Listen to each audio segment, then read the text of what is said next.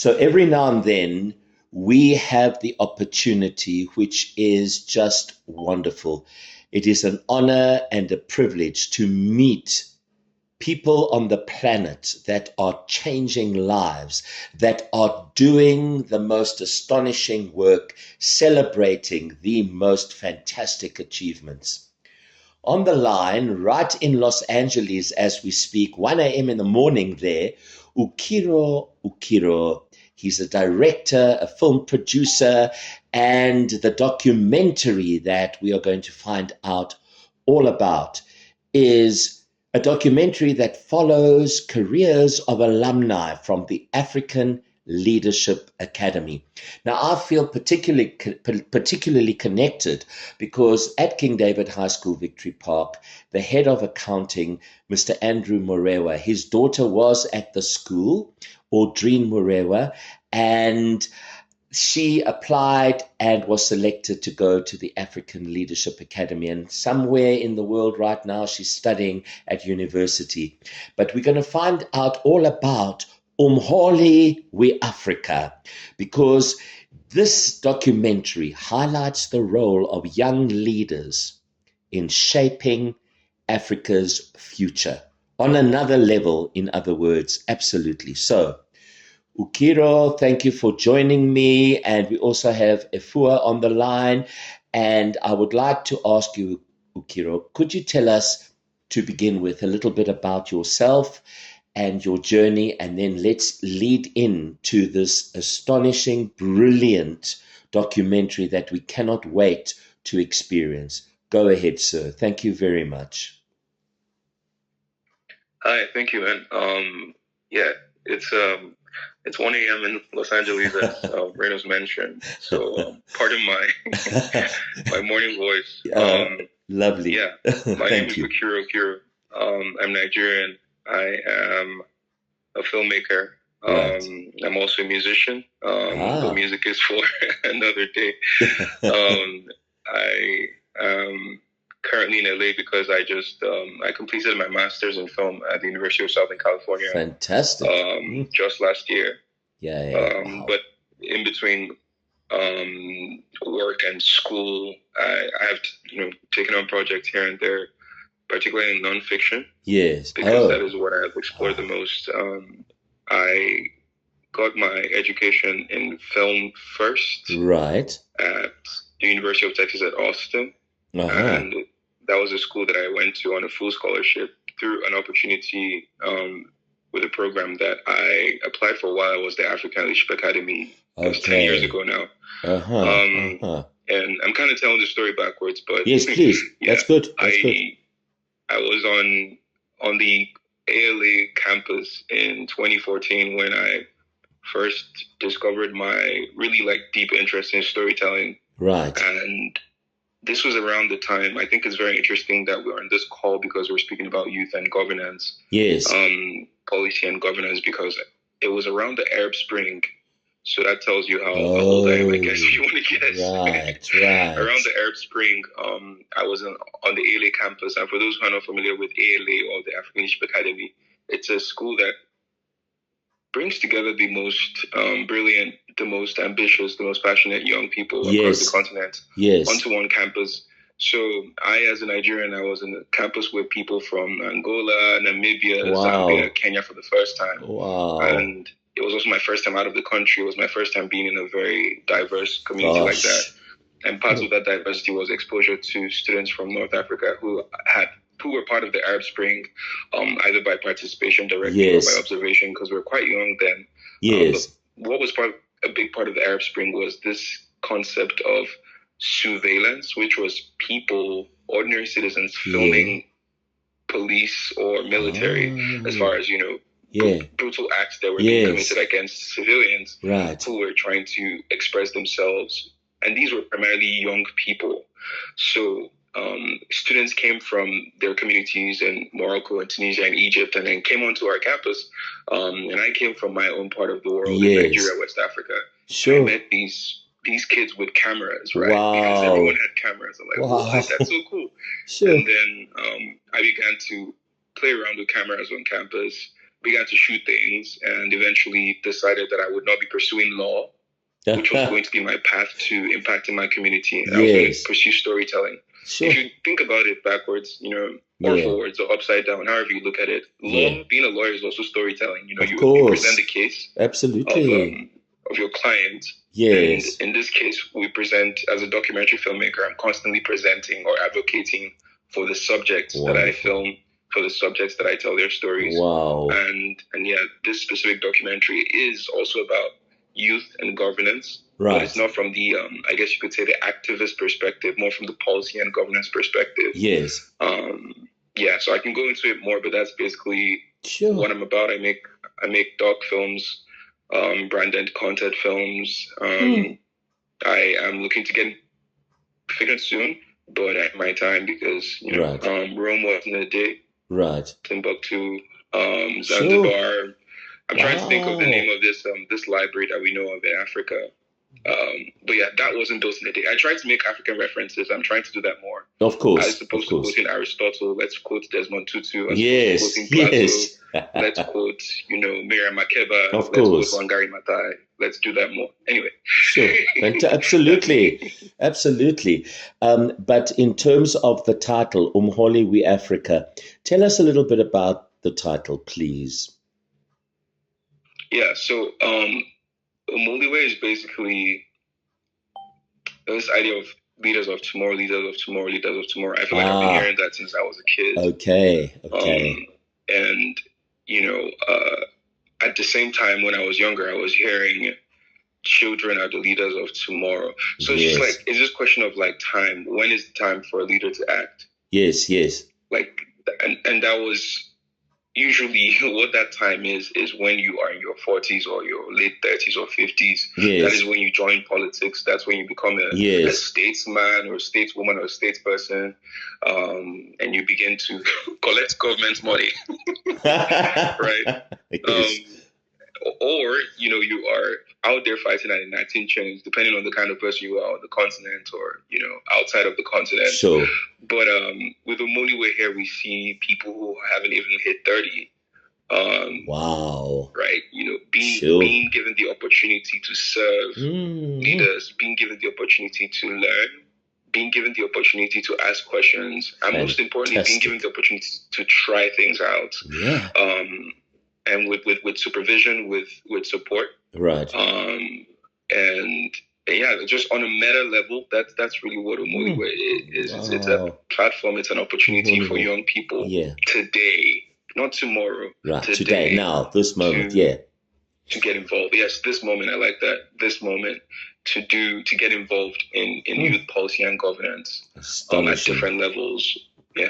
Fantastic. So what I wanted to share with you just briefly is I've always believed that change will come from the youth, because there will be a day where they say, you know what, enough of this.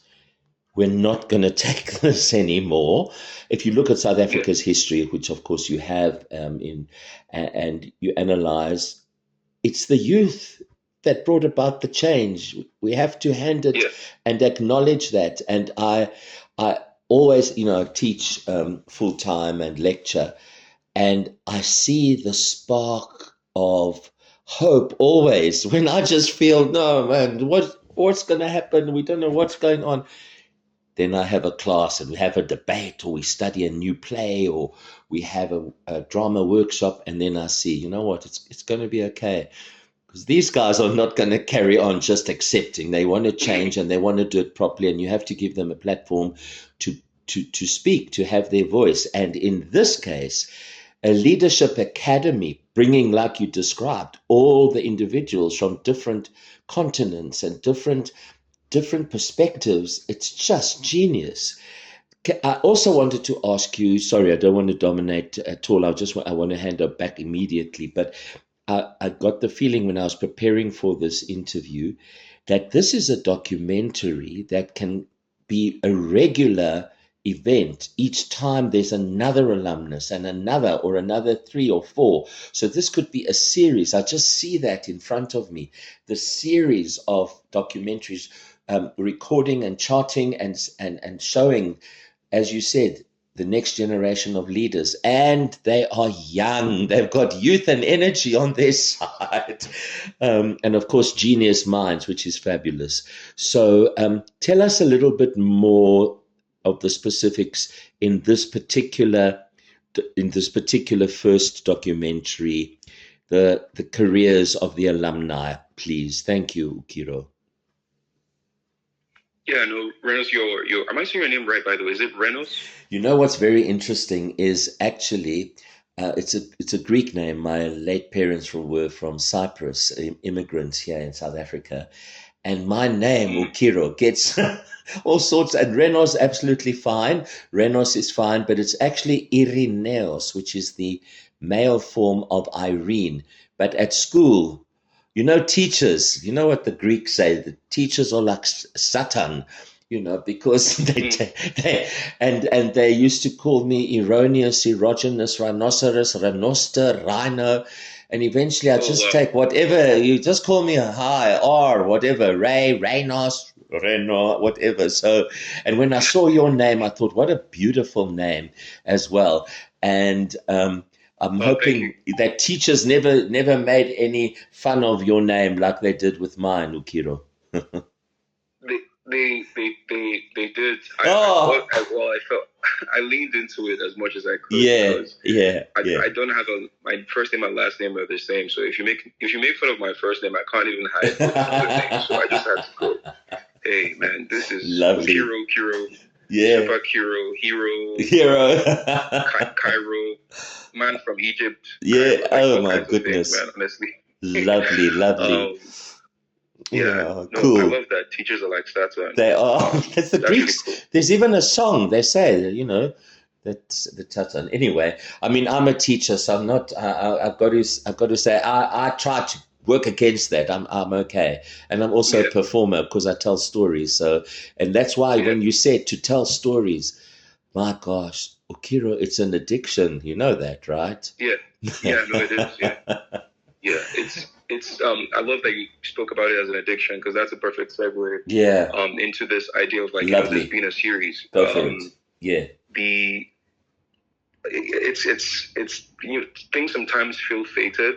I've always felt like I kind of think back to when I was younger and I watched this I can't remember if it was a show or a movie or you know, I can't remember, but it was like it made me think, like, aren't like politicians kind of like supposed to be superheroes? You know, like, aren't they supposed to kind of, like, you know, when you look at Spider-Man or Superman, like ripping the shirt off in the center of your, and saving the world, wriggly S on your chest. That's what I thought politicians were. And then as I got older, I learned a different idea, and I feel like Umholi with this documentary is that. It is a documentary, yes. It is commissioned by ALA through the Africa Cares Network, First Family, and we can get into the people who are involved in this as well. I'd love to do that, just to give a sense of how this was made. Please. And give credit to where it's due. Please. But it was also kind of like a feeling of like a desire for a rebrand, because I do feel like you need people who are challenging the systems, and then you need people who are correcting, fixing, improving the systems as well, right? And I feel like that's an ecosystem, and this documentary was an opportunity to do that in some form. Because here's what the documentary is. If I can spoil it, please. Not that it's a thriller, but but it's good. It's as mundane as things get. A big part of like, you know, what I understand now to be what it means to be an adult. And I'm a proud child at heart. I mean, I feel like you have to be if you're in the arts. Absolutely. You kind of have to always just keep your child. But you look at how things are in the world, and at a certain age, at a certain level of work is kind of, you go into work, right? You clock in, or you say hi to your colleagues around 9 a.m., 9:30. Around 5 p.m. you're done. You have lunch at 12. That's almost everybody's kind of routine in the world, at least as far as like us being diurnal creatures, whether by acceptance or by compulsion, because I'm more of a night animal. Me too. As you can see, I'm up at this early hour. But it's this interesting question of like, okay, if lawyers go to work from 9 a.m. to 5, for Right. example, engineers, even artists who have their studios. What do people in leadership do? What is the 9 to 5 of someone who works Ah, in governance? How exciting is it? How boring is it? How mundane? How banal? What is the routine? What are the wow. cycles? What are the Wow. loops? Do they also have TGIF, right? Yeah, What's a yeah, Thursday like yeah. for someone who's who's deciding on the fate of a people in a constituency? Gosh. That's kind of like the lens with which I approached telling this story, and it was because of the heart that I have for like the most ordinary aspects of human existence. Lovely. And so Lovely. in each episode, for example, one episode is shot in Lesotho, one episode is shot in Addis Ababa, another episode is in Namibia, in Windhoek, and Okay. there's another in New York, right? Each Right. episode follows a different leader. One of them is a MasterCard scholar. Arlette is a MasterCard scholar, so she didn't attend the African Leadership Uh-huh. Academy or the African Leadership University. But Umholi we accept both alumni from ALA and MasterCard scholars as well. Uh-huh. In each episode, you just get a sense of, okay, episode 1, this person is in Menkwaneng. His name is Morema, and he's in a rural part of Lesotho, right? Yes. What is he doing there? Well, he's working with young people, and he's supporting an MP, a Wow. Minister of Parliament. Wow. Okay, cool. Episode 2, what's that about? Arlette, where is she? She's in the African Union. Who is she supporting?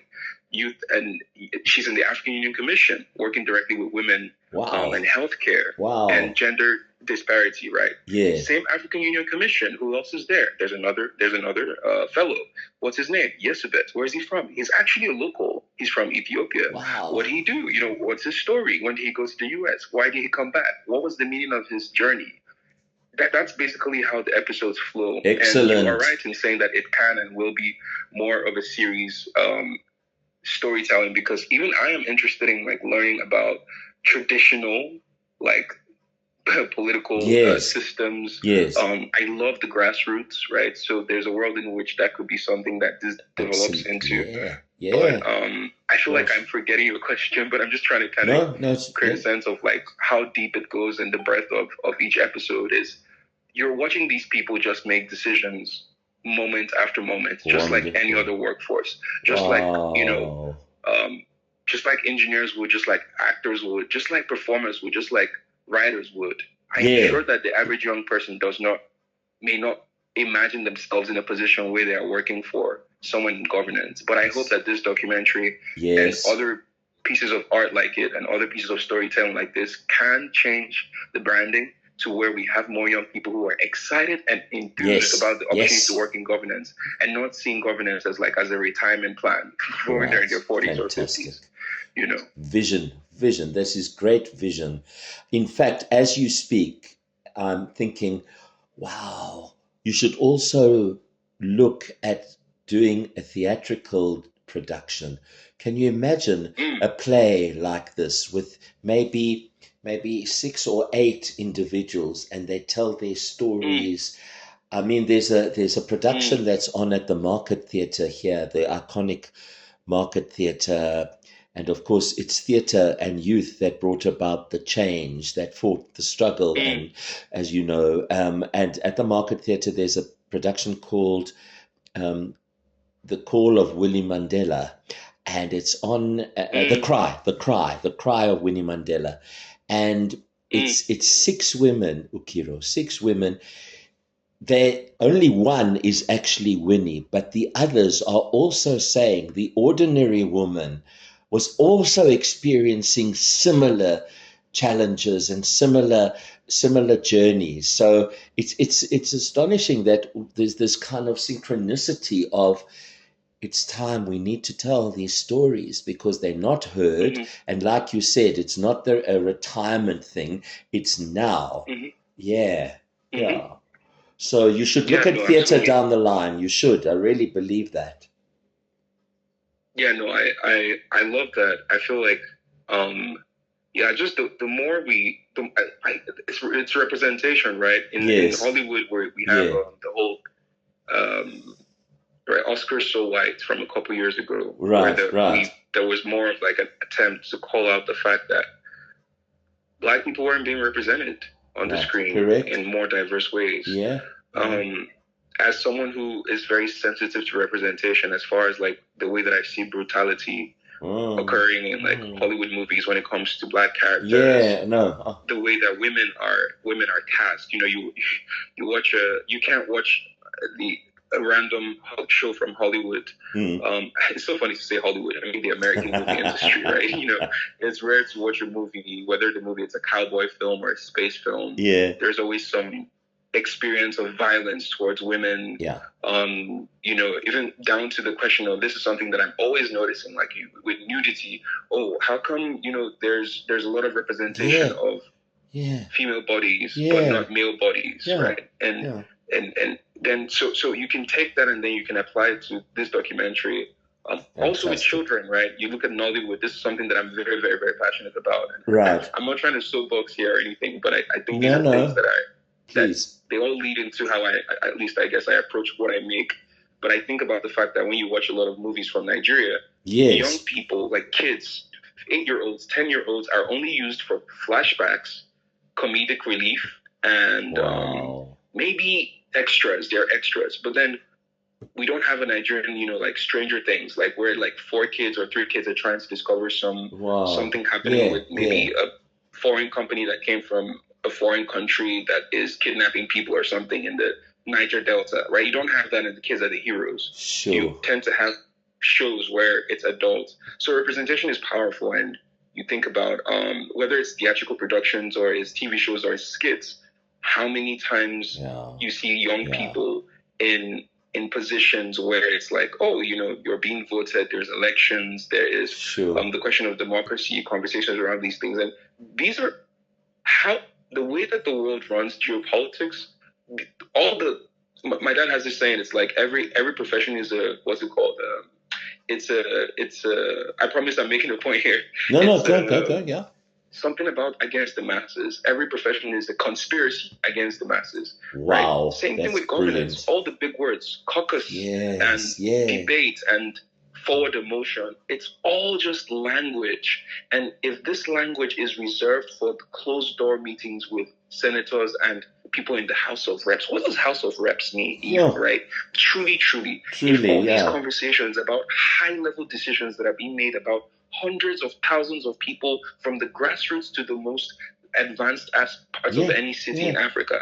If young people who are the most affected by these issues do not know the language or are not exposed to it or do not even think it is normal to sit down for coffee on a random Wednesday or coffee, tea, ice cream, right? This is kind of like a little bit of a Easter egg for the episode's ice cream. But you know, if you can't sit down and talk about these issues with the level of technical ability or even a little bit of the technical ability that the people who are making these decisions or making the wrong decisions without considering the wrong people, if you can't have these conversations, then what are we going to do, right? So that's why storytellers also need to be interested and curious about these aspects of filmmaking. We need to make fiction. We need to make biopics. We need to make the story of Winnie Mandela. I'm curious, why haven't we made? I mentioned her earlier, Wangari Maathai, right? That's more, you know, environmental activism, of course, and the rainforest. But she was also a political leader, correct? Right. So, what does politics mean? What is a political leader in Africa today, in 2025, with AI, with the issues in Congo, in Haiti, in Sudan? What are young people going to do about it on the youth and policy?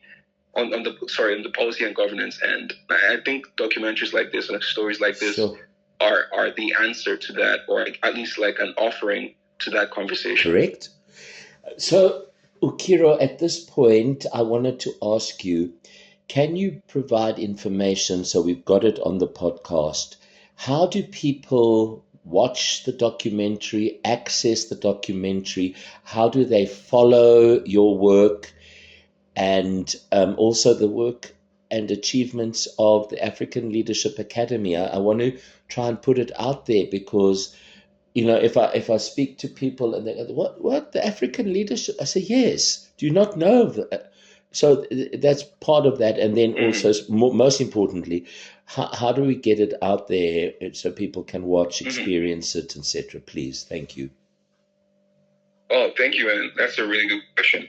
Well, first of all, you know, this documentary wouldn't have been possible without the Afruzi Family Foundation. It's It's a foundation founded by Molly and her husband. These are philanthropists who are interested in youth leadership development in Africa as well as education. They work in the U.S. and as well as in Africa. In fact, Molly she serves on the ALA's advisory council, which is ALA's people need to get in touch with the African Leadership University, the African Leadership Academy, and other institutions like them, and invest. And that's what the Afrozi Family Foundation has done. And because, of course, they're focused on youth leadership, this documentary was a sure banker as far as something that they invested in. But it was specifically through AL for Governance. Now, what is that? ALA, the African Leadership Academy, was just a school at a point in time, right? And it evolved into other branches and institutions and sectors. It has a university in Mauritius. Yes. It has a university in Rwanda. There are different programs that ALA does because it's gotten bigger. And it has different sectors. There's AL for the Arts, which is, again, African Leadership for the Arts. We have AL for Governance. There's agribusiness as well.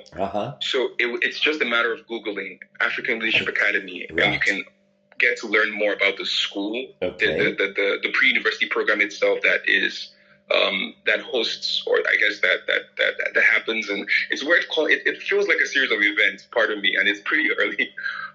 But yeah, the African Leadership Academy is based in South Africa, in Joburg, in Gauteng. Yes. And ALU, which is the African Leadership University. There's one based in Mauritius and one based in Rwanda as well. And then AL for the different sectors are working in different countries, are working through different alumni, through different members of the staff of ALA. Right. And as far as the documentary itself, we are currently looking to get it into festivals. And so what that means is sometimes you can't really get your documentary into festivals if you make it available online for people to see it. So, it's the whole idea of like premieres, right? Of course. Festivals want to host these things and have conversations about them and speak about them. So we currently just can't necessarily like share. We have trailers that we can share. Yes. But we don't have the full doc yet to share as of right now. But we are working on it. And as soon as we start getting a little bit of traction in terms of distribution or platforms that can host them, because these things matter, right? We get this documentary up on YouTube, get a couple of views, but if we get these documentaries in front of people who are interested in filmmaking and storytelling, trust me, in a continent with stories as rich as ours, this documentary would stand out. Absolutely. Because as much as it's important for us to make documentaries about issues directly or films and some different issues we have on the continent, making a documentary or telling a story about young people in governance is something that I'm yet to see happen on any of the film platforms I speak about. And I don't think I'm exaggerating. I feel like I'm speaking with authority here. That it is rare to see stories like this being told. Do you have a festival that or two that have taken it up and are going to screen it? No, not yet. But we are working on it. We want to get it in front of festivals, general festivals as well. Festivals here in the U.S. Because we have AFRIF that goes on in Lagos. I have a good feeling that could work out.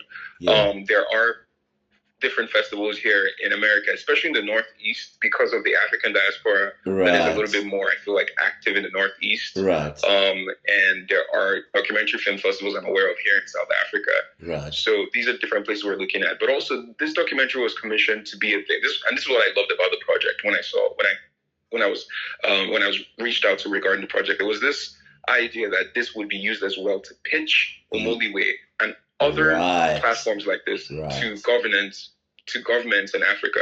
So you could speak to the the new president of Namibia, congratulations to her, or to the new, you can show this to anybody in governance and be like, hey, look, we want you to give us an inlet to have a conversation with you and the people in your staff about potentially getting young people to shadow you, young people to work with you. So you could bring a document, you could bring a PDF, you can write some numbers. You can throw some wonderful words onto a PDF and great design and pictures, or you could just submit an MP4, be like, hey, check out this documentary we made about 4 young people, 5 young people, 8 young people, 10 young people. who are working at different levels in the African Union as members of the MP, of the House of Parliament, as chiefs of staff, in different governance positions, levels, countries. Yes. What do you think you can do for them? Like, that's what this documentary is meant to do as well, is to make people in government ask themselves, what are we going to do to make sure that we're hearing what the youth have to say? Africa's youth population is 70%. Wow. 70%. Wow. It's insane, right? Yeah. So we need more stories like this. I hope getting this out there will enable us to connect with other people as well. You know, who are trying to tell stories like this. Yeah, and I'm just thinking, I mentioned the Market Theatre earlier. Maybe they have, that would be the perfect platform to screen the film, even if it's part of a talk or a conference, and maybe Wits University and the University of Johannesburg, and then the African Leadership Academy. There's huge potential and opportunity. It's exciting beyond, and what a visionary you are. It's wonderful. You obviously you're following your calling, if I can call it that. Yeah, for sure. Absolutely. For sure. Gosh, okay. So, Ukairo, I would like to thank you. We've had a great interview. I will get the link out to you guys. Thank you for your time. Like I said earlier, it's an absolute honor and pleasure. And I think every time you're going to have a festival or it's got something, let's keep on the conversation every now and then so that we can, especially if, you secure a screening or a festival or an event, and maybe even some of the alumni, that we can do that too. Let's look at that. Yeah, and I'm thinking, I know you have another, you'll be speaking with the line producer, by the way. Yes. Natalia, who this documentary wouldn't have been possible without her. Right. It's if you have a moment, it's funny whenever maybe I've been called a visionary in the last, at least twice in the last 2 weeks, which means I guess I'm doing something right. But you nobody can pull off things without people who support you and who ride for you, and that is what the line producer on this documentary did, because we went to 4 different countries, and her experience with working with people in advertising and people in government and people in immigrations, as far as just travel, it made it possible for me to pull this off. I won't go too much into it, but it is not easy to travel in Africa as a Nigerian with a Nigerian passport. I'm not an American citizen. I'm proudly Nigerian, proudly Igbo, proudly all the things that I am. I'm proudly African as well. Right. But it's unfortunate that we have the situation we have in terms of travel. Right. And so without going too much into that, I just wanted to give a big shout out. Yes, you will be speaking to her, to Natalia, because she was there, present, solving problems, helping me think of ways to capture what I needed, reminding me to do this and do that and create this and create that and ask this and communicate that. It wouldn't have been possible without her, and I hope that you will learn more about what it took to make this from her as well. Yes. A lot of planning went into it, a lot of problem solving, a lot of navigating circumstances in different environments that I hadn't been in because I was working primarily in the US. Right. And had done some shooting in Nigeria as well. But yeah, so I wanted to say that. And the other beautiful thing is Natalia is an alumnus of ALA. Fabulous. So she and I went to school together, and funny enough, she was a year ahead of me. And she and a couple of her creative friends were a big inspiration to me. So it was really full circle working with her on this. Now, as far as what I can definitely share, let's make sure we can get you trailers to the documentary. There are 2 trailers we can share. Okay. So that maybe that can go out well with the episode, so people have a sense of what we're speaking about. We believe in showing, not just telling. Yes. We've made this documentary. A lot of blood, sweat, and tears went into it. A lot of funds, a lot of resources and support. A lot of people are involved in this, and I can name all of them on this call or some other time. But wanted to just emphasize on that and say that we can get you a trailer for people who are interested to just get a sense of what this is going to be about. Let's do that. So that when it's out there, then we can keep the conversation rolling. Yeah. That all makes sense. I know those are 2 different things to speak about, but we're just trying to milk the time that I had still with you. Absolutely. Absolutely. Because the link then, together with the podcast, makes a great package. That's lovely. That's great. Excellent. Yeah. Okay, we'll make sure we get you that for sure. Thank you so much. Wow, Ukairo. Ukairo. I love it. Thank you very, very Oh man, I much. love the way you say my name. It makes me feel like a visionary. You are. And, onwards and upwards. That's it. Yes. I wish you all the Absolutely. best. I'm happy to serve, man. Storytelling is service, as you know, as a dramaturg yourself. So Yeah. storytelling is service. It's a service to people. And as from my side, I can add service, and it's also a healing. Yes, absolutely. It's healing. Yeah. It's healing. It's powerful. Great. Powerful. Thank you, guys. Thank you all very, very, very much indeed. I will get you the link to the podcast as soon as we're ready. Thank you. Have a great. Okay. Well, you're soon going to be the morning, and we're heading into our mid-morning and afternoon. All the best. Yeah. Okay. Thank you. Enjoy your lunch. Yeah, thank you. All the best. Thank you, everyone. Right. All right. Ciao. Bye.